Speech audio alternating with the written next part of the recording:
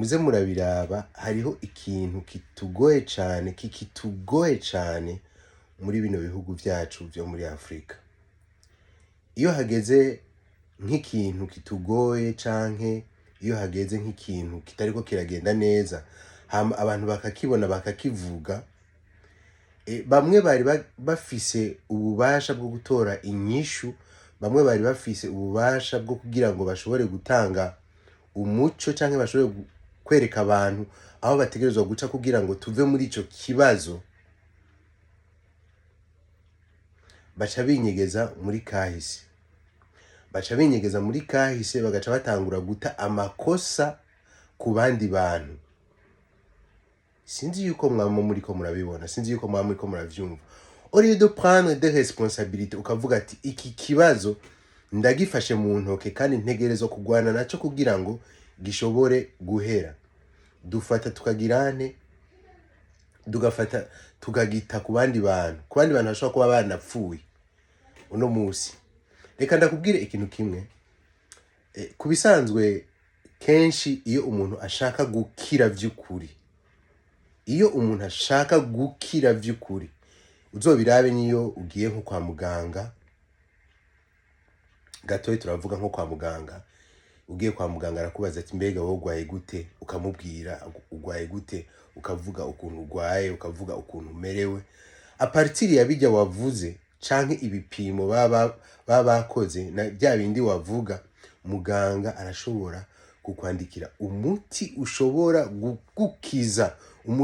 kugukiza kugira ngo ushobore kumererwa neza, kugira ngo amagara yawe ave handanje. Ushaka kuba urwaye cane, ushaka gupfa, ariko umuganga kubera yamaze kumva karaba n'ibipimo akavuga ati uwo muntu arwaye gutya, nta kibazo kanamwandikira umuti. I'm sure 100% yuko ejo canke hirya azoba ariko arakina akabumbu.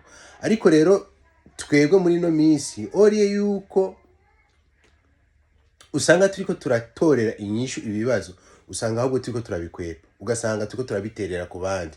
Wasanga turiko turavuga ngo urumva ngo naka ibi byose niwe vyabayeko, naka niwe vyabayeko. None nawe uno musi what are you doing kugira ngo ibibazo abantu baba bafise canke ibibazo igihugu kiba gifise canke ibibazo biri muri Afrika kugira ngo bishobore guhera? Uriko urakora iki?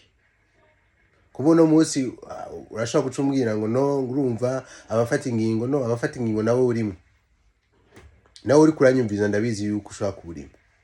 So nibaza yuko twese dukwiye gukorera hamwe, twese dukwiye kuzana inyishu y'ikibazo cyane ikibazo c'ubukene kiri muri Afrika, kugira ngo Afrika ishobore gusohokana cyane mu bibazo irimwo. Twamba tuko turavuga ngo Afrique ngo c'est le futur. Non, Afrique c'est pas le futur. En fait, Afrique c'est maintenant. Agasanga uno musi ukivuga ngo Afrika ngo niyo kazoza ngo kisi ngo no, uracari kure cyane gose. Afrika n'ubunyene tuko turavugana. So you have to do something for that kugira ngo Afrika ibe iduge. Kandi uno musi ari abantu badashobora gutahura Afrika. Urazi yuko yigeze gutwara isi. Ibi ndabizi yuko udashobora kubitahura, ndabizi yuko udashobora kubyumva, ariko ubimenye yuko Afrika yigeze gutwara isi.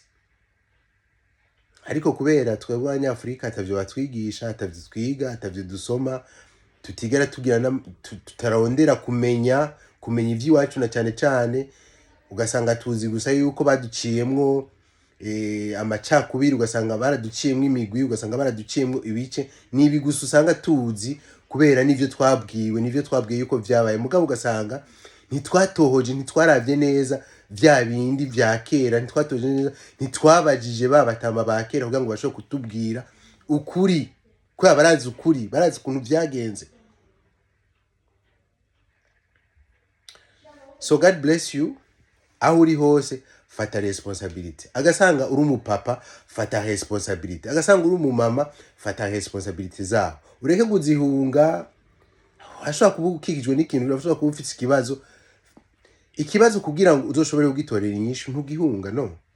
No, uragicamwo ukagira inguvu z'ukugicamo, kandi uko uri kuragicamo niko Imana itera iguha inguvu zo kubandanya ico kibazo kigateba kigahera.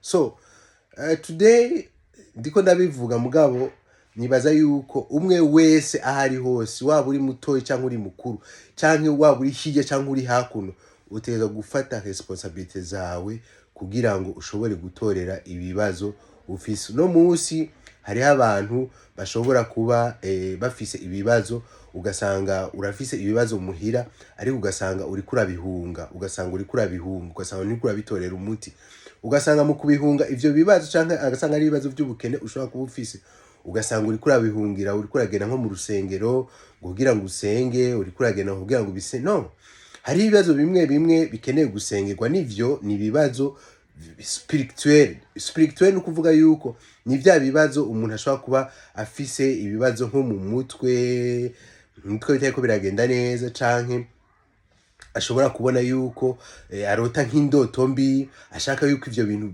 vyovaho. Mugabo ibibazo vy'ubukene ntibitoregwa inyishu s'il vous plaît mu gusenga cyangwa mu masengesho. No, turagwana tugatora inyishu nziza. Kandi rero ikindi naco cyamba kitunanira nuko abantu bari prêt yo gufasha tutabumviriza kenshi, tutabumviriza turumviriza n'impanuro abantu batubwira, n'ivyo abantu batubwira, kuko nivyo birashobora gufasha kugira ngo bishobore gukura, kugira ngo dushobore kurengana ico gihe tuba turimwo kigumye canke igihe cy'ingorane, cyangwa kugira ngo dushobore kurengana ivyo bibazo umuntu aba arimo. So God bless you. Ndizera neza yuko watahuye message aho uri hose. Face your problem, ntuhunge ikibazo uzo urimo, ariko gifacing wizeye neza yuko uno munsi ikibazo kirahari egome ejo ariko uzoba wagisohotsemo. So God bless you. Let me see you in next video. Bye.